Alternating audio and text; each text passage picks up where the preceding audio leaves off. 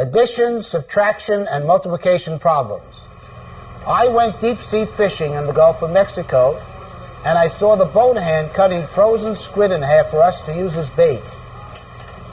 If they bought 24 boxes of frozen squid for $6 a box, and the boat captain allocated $250 for bait, how much money does the boat captain have left to spend for other bait? Before we do the math, I think you would like to know if we caught any fish. These are the fish the entire boat caught. And these are the 3 red snapper that I caught. Now let's do the math. There were 24 boxes of squid, and they cost $6 each, so we got to multiply 24 by 6.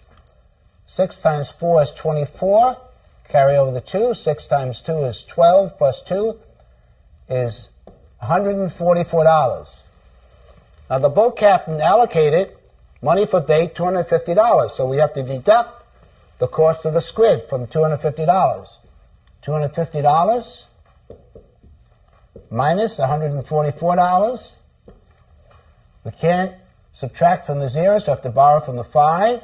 Make that 4. And this is 10 now. 4 from 10 is 6. 4 minus 4 is 0. 1 from 2 is 1. So the boat captain has $106 left to purchase other bait. This freight train traveled 856 miles in 1 week. It started with 68 cars. During the week, it picked up another 96 cars and dropped off 85. How many cars did it have at the end of the week? Let's look at this problem. The freight train traveled 856 miles.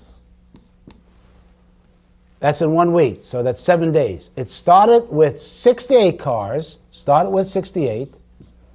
During the week, it picked up another 96 cars. So it added 96 onto 68 cars and dropped off 85 cars. And the question, how many cars did it have at the end of the week? So in doing math, you have to read the problem. Is it addition? Is it subtraction? Is it multiplication? But this will tell you what to do. And so it's asking how many cars did it have at the end of the week. It has nothing to do with how many miles. That's irrelevant. You can cross this out. And that's where you have to think when you're doing math. So how many cars did it have? Well, it started with, how many did it start with? It started with 68 cars. So it started with 68. And then it picked up another 96. So you have to add that. So you have to add 96 and 68. So 8 plus 6 is 14. And 1 plus 6 is 7, plus 9 is 16. So now that train has 164 cars.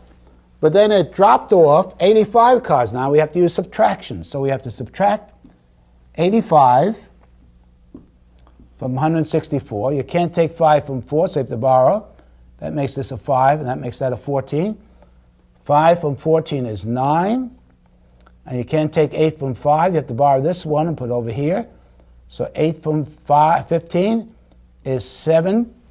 So at the end of the week, that train has 79 cars.